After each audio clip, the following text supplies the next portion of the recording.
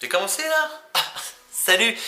Alors aujourd'hui je vais vous faire une vidéo update sur mon épicondylite, ma tendinite du coude, voilà, ici, là, à l'extérieur.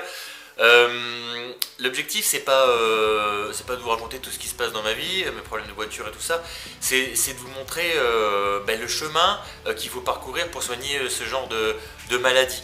Alors, puisque le problème c'est que quand on veut traiter ça, ça peut durer des années, ça peut durer 18 mois, ça peut durer quelques mois, et voilà, il y a un chemin qui est assez long, avec un traitement qui est évidemment très long, avec des périodes de repos à respecter, c'est ça le plus dur, et vous voyez forcément ça intoxique le cerveau ça. Donc quand j'avais dans ma vidéo le taureau par les cornes, je vous expliquais qu'il y avait le repos, le kiné, donc pas de sport, et éventuellement rencontrer un rhumatologue afin de faire une infiltration. Donc c'est tout ce qui m'a été prescrit par mon généraliste. Je devais rencontrer un rhumatologue pour faire cette infiltration et donc une ingestion de cortisone afin de calmer la douleur et me laisser un peu respirer, parce que quand ça vous réveille la nuit, dès que vous tendez un petit peu le bras, on a mal, donc ça c'est super pénible. Donc j'ai demandé un conseil à ma kiné et forcément, et elle m'a fortement déconseillé d'y aller parce qu'elle me connaît à force, même si elle et moi c'est très électrique. Elle m'a dit non, si vous y allez, vous allez faire le con, vous allez courir, vous allez jouer au tennis, vous allez utiliser votre bras, vous allez oublier de la douleur, le problème de ce genre de traitement, les infiltrations, c'est que ça masque la douleur, mais en réalité ça soigne pas, et cet endroit là, au niveau de la jonction sur le petit os, l'épicondyle, là les tendons, de manière à ce les tendons qui viennent s'y rattacher, pardon, c'est très long à cicatriser, donc c'est des micro arrachements, des micro déchirures. Et vu que c'est extrêmement long, ça explique qu'il faut observer des périodes de repos très longues, etc. Donc elle m'a déconseillé d'y aller en me disant que ça ne soignait pas. J'ai demandé à des collègues, et puis ils m'ont expliqué que oui, effectivement, Cyril, je dois faire une infiltration. Et ça fait quoi? Ça fait mal? Bon, on m'a dit que ça faisait mal, donc en clair, je me suis dégonflé. Ok, donc j'y suis allé, j'ai décidé de porter un peu mes couilles, et le rhumatologue, donc qui est tout petit, il me dit on a deux types de traitements possibles. On a d'abord un traitement anti-inflammatoire qui sera un petit peu plus costaud que ce que vous avez déjà eu et ce qui m'avait rien fait. Et ensuite une injection. Alors l'injection de cortisone, est-ce que vous avez peur des aiguilles? Oui, oui, n'ayons pas peur des mots, mais de toute façon, il suffit de penser à quelque chose d'agréable. Évidemment, jouer au tennis, ou d'autres pratiques que je vous laisse imaginer, et ensuite vous regardez ailleurs, quoi. Et puis on serre les fesses, c'est qu'un mauvais moment à passer, comme disait mon médecin, et puis après c'est réglé. Donc il me pique, et puis je me dis mais tiens, c'est sympa en fait, on sent juste comme une petite piqûre d'insecte, et puis derrière ça fait mal, ça fait mal, voilà. Ensuite il faut éviter de solliciter le bras pendant 3-4 jours.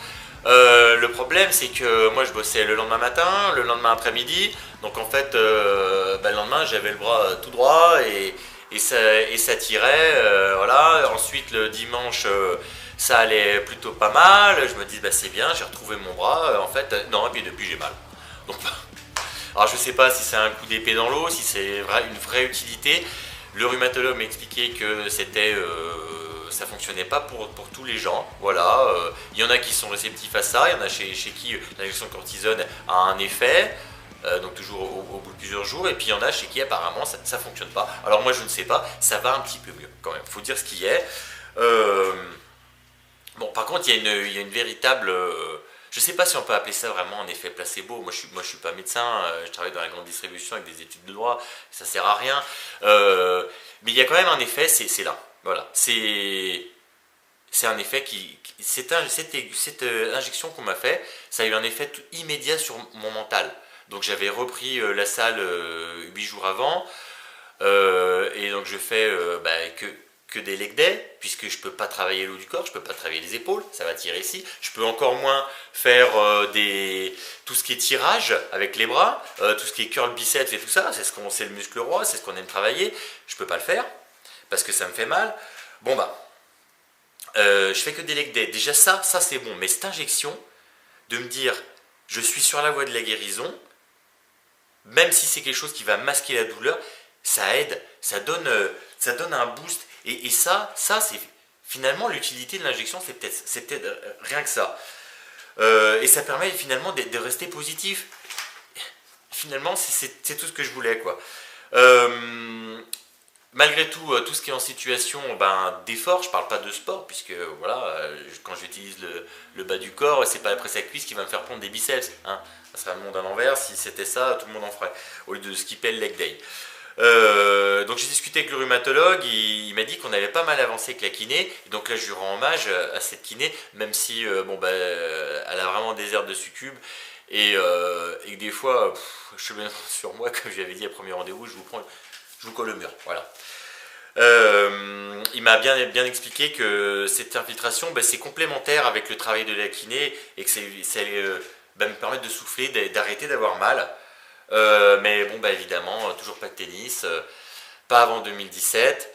J'ai dit super, mois de janvier, dans un mois. Non, je vous ai pas dit janvier. Dans le courant de l'année, là c'est dur. Et ça, une injection, ça va pas pouvoir effacer ce malaise-là, mais ça va déjà mieux. Donc j'espère que ça va continuer. J'y retourne le 6 janvier. Je vous dirai ce qui va se passer d'ici là. Bon, ça j'ai fait le point, je vais arrêter de vous prendre la tête. Vous pouvez mettre un pouce bleu sur la vidéo, ou pas, faites comme vous voulez, on s'en bat les couilles, vous êtes obligé à rien. Vous pouvez vous abonner à la chaîne, si vous voulez suivre mes autres aventures pour l'instant médicales, et j'espère d'autres aventures tennis, comme l'objet de la chaîne c'est, comme je vous expliquais dans la présentation, donc faire vie ma vie de joueur de tennis, pour l'instant, vie ma vie de joueur de tennis, c'est d'être blessé. Et de faire un peu le parcours du combattant, d'aller à la kiné 2 fois par semaine, de subir les MTP qui sont un peu douloureux, voilà, très douloureux, et cette injection, et peut-être d'autres, je ne sais pas. Donc c'est le flou absolu, mais quand on voit de quelle manière Del Potro vient de finir la saison en remportant la Coupe Davis, comment il a eu une médaille d'argent au JO, alors que l'année dernière il pensait complètement arrêter. Moi je me dis que j'ai 40 ans et dans 20 ans j'espère que je jouerai encore, parce que le tennis, ce qui est bien, c'est que c'est le sport de toute une vie, à tous les niveaux, à tous les âges, on peut jouer, quitte à ce que ça soit dans les carrés ou sur une chaise, et j'arrêterai pas de jouer. Donc vous pouvez liker la vidéo, vous abonner, me retrouver sur le Facebook du club, le Facebook de la chaîne White TV. On se retrouve bientôt. Salut, tchuss. Give a fuck.